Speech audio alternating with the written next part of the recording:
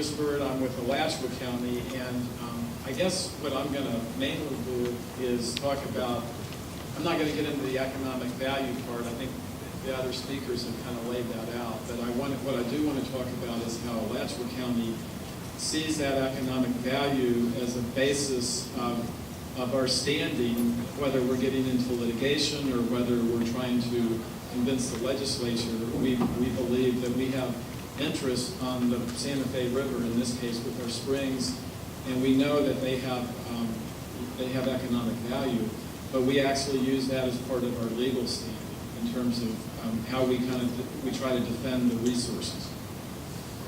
Let me back. So anyway, I think that the two ways we're kind of looking at this with a lot of what Alachua County's doing now, well, first of all, we've come to this conclusion that what we want recharge of the aquifer and the springs and the rivers and all, but we want it to be clean water that's recharging. And if you think back, we used to have rainwater that was clean before power plants and before we had urban stormwater runoff and wastewater plants. We had recharge of the aquifer. Not only have we lost a lot of that because of all the paving and the diversion, but the water that is recharging is dirtier than it used to be. So really the key, and it's not easy because you can either try to increase recharge or decrease pollution, but trying to do both of those at the same time is not easy, and I think that's the challenge we all have. The other issue that we see is with our local initiatives is trying to have a net reduction in groundwater pumping. There's a lot of talk about per capita reduction, but it really doesn't mean anything. You can have a net per capita reduction in water use because a new subdivision in your community puts in more efficient toilets, but you still have a net increase in how much water is being pumped out of the ground. So we think it's really important to look at, are we actually reducing how many million gallons a day is being pumped? And those are some of our metrics. So this map is kind of hard to see from where you are, but this is really the major spring sheds that a lot of the land area within Alachua County are within. And if actually these spring sheds, as you know, spring sheds don't respect city limits or county boundaries. However, the local government that controls land use has a lot to do with the footprint of what's getting into the aquifer and within the spring shed. And in the case of the ones on the Santa Fe River, the majority of the population and really the majority of the land mass, both are within Alachua County. So we realize that what goes on in Alachua County, what goes on in Gainesville, actually affects the springs down in Gilchrist County, downriver from us. So Rum Island and Jenny Springs and Blue Springs down there, those springs are affected by what's going on in Gainesville. While I got this up, I did want to mention, and this is one of the reasons I can't stay for the whole conference, but we have the HPS, I don't know if it's been mentioned, there's a big phosphate mine that's proposed for the New River, which is outstanding Florida water, and it's on this map. It's the border between Union County and Bradford County. But, it's being proposed. Union County is in a moratorium mode where they're trying to get some local requirements in to try to protect themselves. Bradford County appears to be going ahead. The mine is not within Alachua County, but our county commission and our county attorney's office have prepared for a lawsuit, if that's what it takes.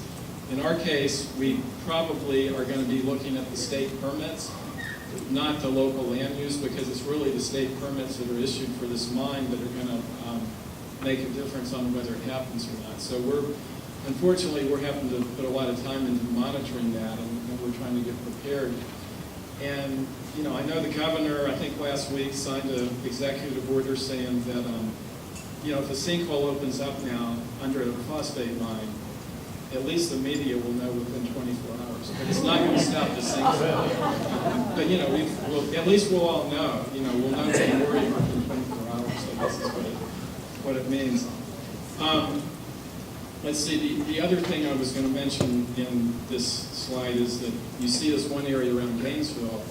that water used to flow toward the groundwater there. Most of that used to flow naturally to the Santa Fe River and help recharge the springs. That's an example of what happens when you urbanize an area, because the reason that water doesn't flow directly to the springs anymore is it's diverted by the municipal pumping. And so, this map would have looked a lot different before that. So I won't spend too much on this, but this is, and every county's got this situation. This shows all of the potential state laws and actually the Federal Clean Water Act that could help us protect the springs and our water resources. And the hatch mark there, those are the impaired waters. The blue, those are outstanding Florida waters. And what got added this year with the Florida legislature's designation of outstanding Florida springs is, if you look really close on the end of Alachua County, you'll see these little drops. Those are designated outstanding Florida springs. And we also have the yellow areas, what we call high aquifer recharge. All of these, if you go back and look at state statutes, there's some language in there that makes you feel really good, and it makes you feel like, wow, that's really going to provide protection. But what we find is that if there's teeth in these right now, they're baby teeth, and some of them are loose. The laws may be there, but the enforcement of them and the interpretation of them is really tough, and I think that's the challenge that we have.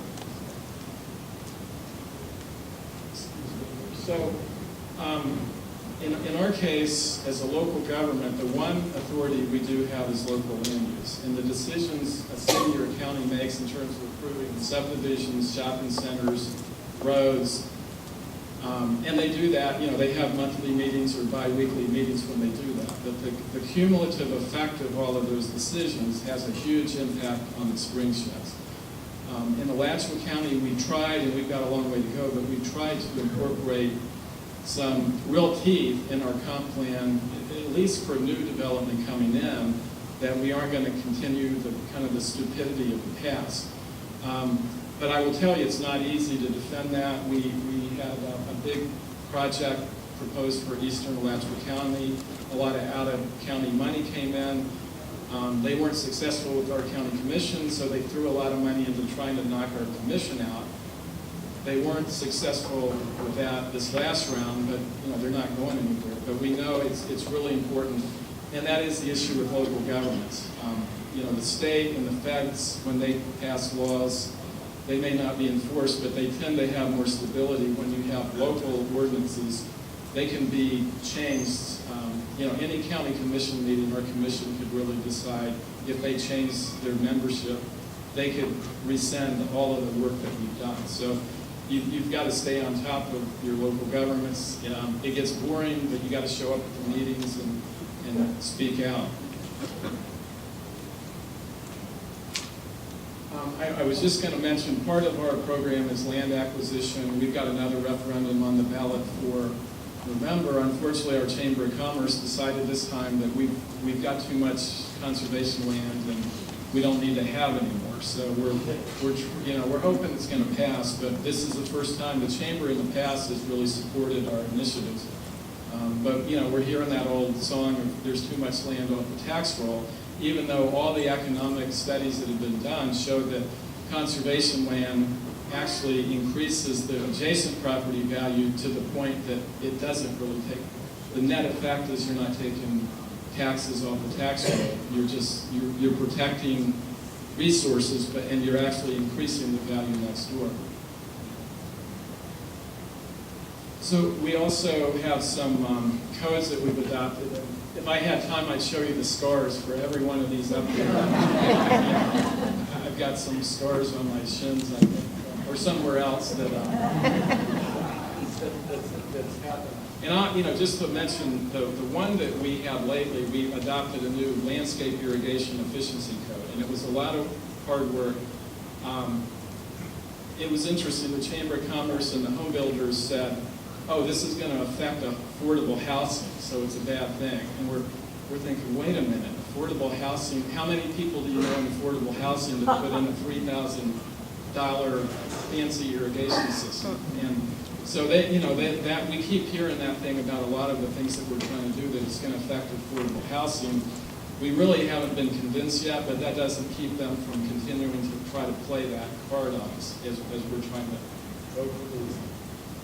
The last one on here I will mention, and we're looking at it right now. There's a state law that says if you live in a homeowners association and you want to plant Florida-friendly landscaping, the homeowners association can't stop you from doing it. Unfortunately, no state agency has stepped up and said we're going to enforce this, and it's just kind of sitting there. So Alachua County is looking at adopting a local ordinance which would change the dispute between the homeowner and the homeowners association, where they can get fined. It would change the conflict so the homeowners association has to dispute with the county. And we're kind of going through that process right now, but we think that's important in terms of giving people what the state legislature say that they have the right to do, but homeowners associations say they don't. I'm going to go through some of the programs. I don't know if we've got time to go through it, but I'll end on we also are looking at advanced stormwater treatment. That's another big, battle we're in right now. And the problem is in the state, the stormwater basins that are being put in a lot of places are based on kind of 1980s design. And it's just old. And it's sort of like, if you can remember any good music from the 1980s, it was just a bad decade.